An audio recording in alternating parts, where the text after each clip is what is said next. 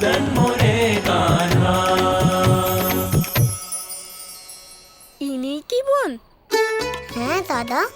ভাই, ইনি বোন নয়, ইনি ঠাকুমা, তাও আবার মধুমঙ্গলের। আপনি তাড়াতাড়ি জানতে পারবেন যে উনি কেবল মধুমঙ্গলের ঠাকুমাই নন, বরং উনি সবার ঠাকুমা। ভাই, তুমি কখনো কখনো বোন বলছো আর কখনো ঠাকুমা।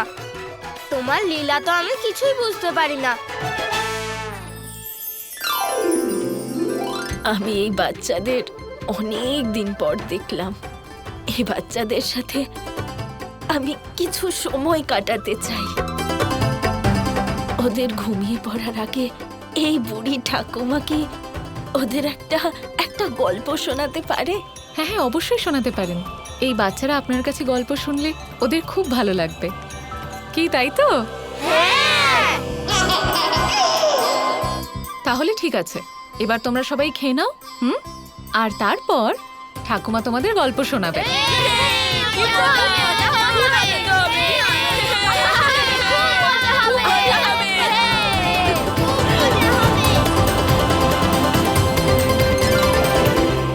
বাচ্চারা, এবার আমি তোমাদের গল্প শোনাবো। সবাই তৈরি তো? এটা কিসের গল্প বলো তো? একটা রাজার গল্প। রাজা তো অনেকেই হয়, কিন্তু এই রাজার গল্পটা বিশেষ। কি এমন বিশেষতা ছিল রাজা? ওই রাজা এত নিষ্ঠুর যে শুধু তার পিতাকেই নয়, তার সাথে নিজের বোনের বিবাহের পর তাকে আর তার স্বামীকেও কারাগারে বন্দি করে রেখে দিল। কেন? কারণ সে ভয় পেয়েছিল যে ভবিষ্যতে ওর বোনের অষ্টম পুত্র ওর সমস্ত অন্যায় শেষ করে দেবে। সদ্যজাত শিশুকে ভয়? তারপরে কি হলো? সেই অষ্টম পুত্র তার জন্ম হলো আর আশ্চর্যভাবে কারাগার থেকে বেরিয়ে বেঁচে পালিয়েও গেল। সত্যি?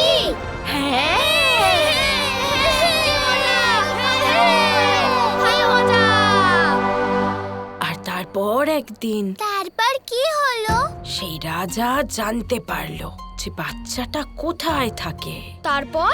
সেটাই তো গল্পের শুরু। কারণ সেই পুত্র জানে যে ওই রাজা ওকে মারতে আসছে। ভাই, আমি কংস মামাকে ছাড়বো না। আমি এক্ষুনি যাচ্ছি।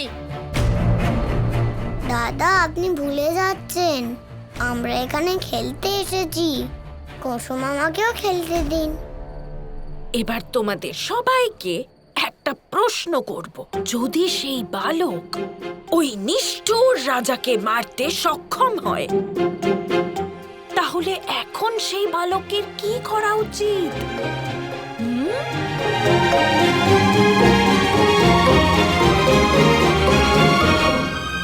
কি? একটা বালক এত নিষ্ঠুর রাজাকে কি করে বধ করতে পারে? করতে পারে বোকা, ও তো দৈব পুত্র, ও সব কিছু করতে পারে। যদি ওই রাজা এতটাই নিষ্ঠুর হয়, তাহলে ওকে ক্ষমা করা উচিত না। ওকে তো বধ করে দেওয়াই উচিত। হ্যাঁ হ্যাঁ, ওকে বধ করা উচিত।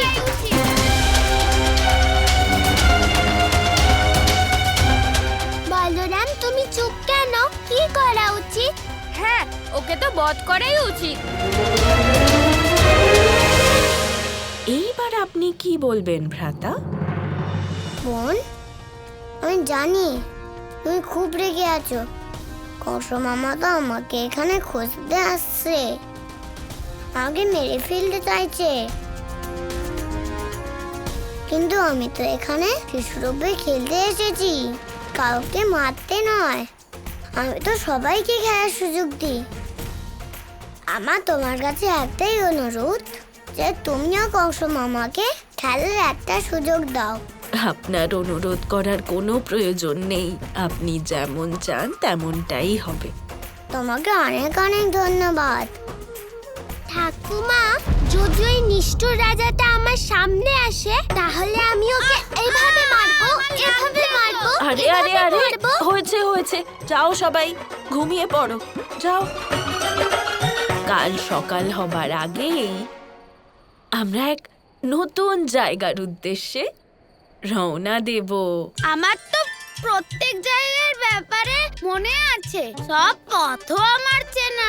এটা সাধারণ নয়, এটা একটা বিশেষ জায়গা। আর দেখো, কাল আমরা এক এমন খেলা খেলবো যা এর পূর্বে কেউ কোনো দিন খেলে।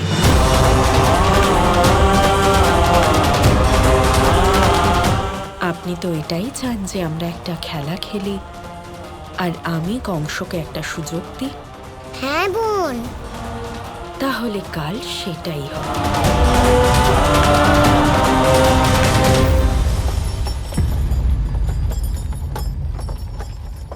সারথি, রথ থামাও।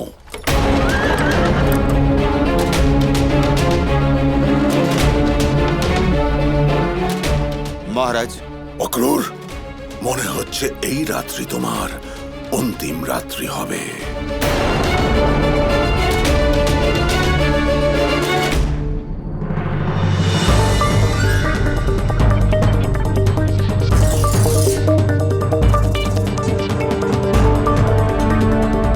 মনে হয় ওখানে কেউ আছে, আমাদের ওর সাহায্য নেওয়া উচিত।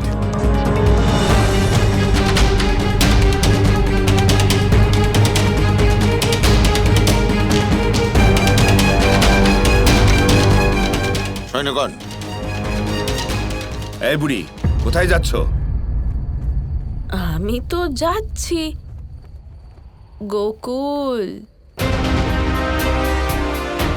আমরাও গোকুলের দিকেই যাচ্ছি, আমাদের পথ দেখাও। ঠিক আছে, দেখাতে পারি, কিন্তু আমার একটা শর্ত আছে। কি শর্ত? তোমরা আমাকে তোমাদের সাথে রথে করে নিয়ে যাবে। আচ্ছা ঠিক আছে, আপনার জন্য একটা রথের ব্যবস্থা করে দিচ্ছি। তুমি যে রথের ব্যবস্থা করবে সেই রথে আমি যাব না।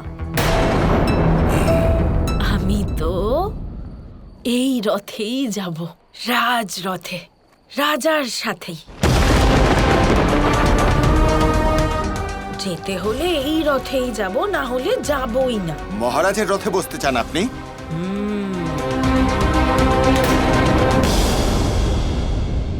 এর জন্য তোমার মৃত্যুদণ্ড হবে। সঠিক পথ জানতে চাও তো? এইটাই শর্ত। অক্রূর, আসতে দাও ওকে। সরো সরো।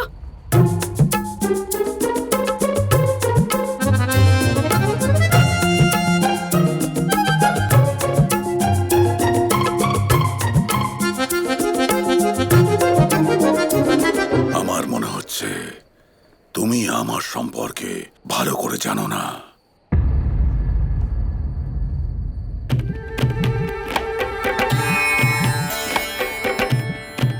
তোমার বিষয় সব কিছু জানি আমি।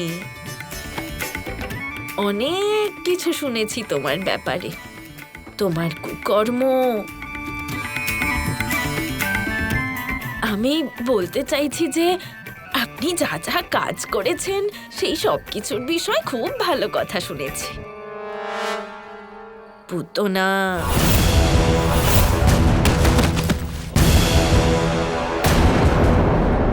সপ্তাসুর,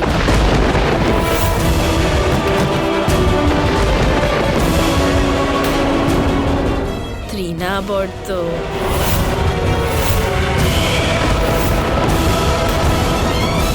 এদের সবাইকে গোকুলের যে বালক মেরেছে তাকেই খুঁজতে যাচ্ছ তো তুমি? আমি সব জানি। তুমি এসব কিছু জানলে কি করে? আমার এই পরিকল্পনা সম্পর্কে কেউ কিছু জানে না। বলো। আমি কোনো সাধারণ বৃদ্ধা নই। ব্রজদুলাল নন্দলাল, জয় গোপাল জয় গোপাল।